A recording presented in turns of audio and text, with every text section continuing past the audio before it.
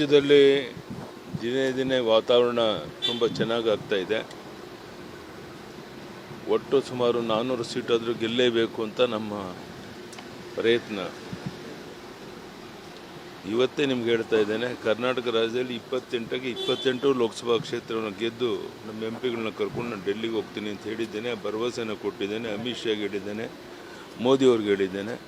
ಹೀಗಾಗಿ ಈ ಬಾರಿ ನಿಶ್ಚಿತವಾಗಿ 28ಕ್ಕೆ 28 ಕ್ಷೇತ್ರವನ್ನು ಗೆದ್ದು ನಮ್ಮ ಒಂದು ಕೊಡುಗೆ ಕರ್ನಾಟಕದ್ದು ಅಂಥೇಳಿ ಮೋದಿಯವರಿಗೆ ಎಂಪಿಗಳನ್ನ ಕರ್ಕೊಂಡು ಹೋಗಿ ಹೇಳಬೇಕು ಅಂತಿದ್ದೇನೆ.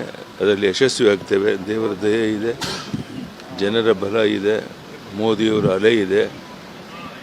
ಇದೆಲ್ಲವೂ ಸಹ ನಮಗೆ ತುಂಬ ಅನುಕೂಲಕರವಾಗುತ್ತೆ. ಮೋದಿಯವರು ಸಹ ನಾಳೆ 14ನೇ ತಾರೀಕು ಮಂಗಳೂರಿನಲ್ಲಿ ದೊಡ್ಡ ಸಭೆ, ಬೆಂಗಳೂರಲ್ಲಿ ಒಂದು ಕಾರ್ಯಕ್ರಮ ಮಾಡಬೇಕು ಅಂತಿದ್ದಾರೆ.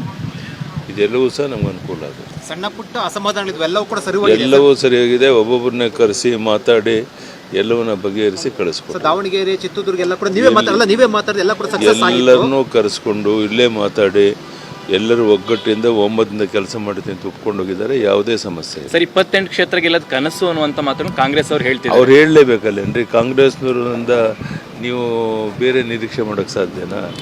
ನಮಗೇನು ಗೊತ್ತಿದೆ ನಾವು ಹೇಳ್ತಾ ಇದ್ದೀವಿ. ಅವ್ರೇನು ಬೇಕೋ ಹೇಳ್ಕೊಳ್ಳಿ. ಬರ ಪರಿಹಾರ ವಿಚಾರದಲ್ಲೆಲ್ಲ ಬಿಜೆಪಿ ಸಂಸದರು ಮಾತನಾಡಿಲ್ಲ. ಅದೆಲ್ಲ ಈಗೆಲ್ಲ ಮಾತನಾಡೋಂಥದ್ದು ಚುನಾವಣೆ ಆದಮೇಲೆ ಮಾತನಾಡ್ತೀನಿ ನಾನು. ಈಗ ಸದ್ಯಕ್ಕೆ ನಾವು 28ಕ್ಕೆ 28 ಲೋಕಸಭಾ ಗೆಲ್ಲಬೇಕು, ಆ ಕಡೆ ಗಮನ ಸರ್. ಹಬ್ಬದ ಶುಭಾಶಯ, ಯುಗಾದಿ ಹಬ್ಬ. ಎಲ್ಲ ಕಡೆ ಸಂಭ್ರಮದಿಂದ ಯುಗಾದಿ ಹಬ್ಬವನ್ನು ಆಚರಿಸ್ತಾ ಇದ್ದಾರೆ. ಈ ಸಂದರ್ಭದಲ್ಲಿ ನಾಡಿನ ಎಲ್ಲ ಜನರಿಗೆ ಯುಗಾದಿ ಹಬ್ಬದ ಶುಭಾಶಯವನ್ನು ಕೋರ್ತೇನೆ. ಸಕಾಲಕ್ಕೆ ಮಳೆ ಬೆಳೆಯಾಗಿ ನೆಮ್ಮದಿಯಾಗಿ ಸಮೃದ್ಧಿಯಿಂದಿರಲಿ ಅಂಥೇಳಿ ದೇವರಲ್ಲಿ ಪ್ರಾರ್ಥನೆ ಮಾಡಿ. ಒಂದಷ್ಟು ಮುಖಂಡರು ಹೇಳ್ತಾ ಇದ್ದಾರೆ ಫಲಿತಾಂಶ ಬಂದ ನಂತರ ಸರ್ಕಾರದ ಮೇಲೆ ಒಂದಷ್ಟು ಪರಿಣಾಮ ಬೀರಬಹುದು ಅಂತ. ನಾನೀಗ ಅವಕ್ಕೆ ಏನೂ ಮಾತನಾಡಲ್ಲ. ಈಗ ಏನಿದ್ರು ನಾವು 28ಕ್ಕೆ 28 ಗೆಲ್ಬೇಕು, ಅದರ ಬಗ್ಗೆ ಮಾತ್ರ ನಾನು ಮಾತಾಡ್ತೇನೆ. ಧನ್ಯವಾದ.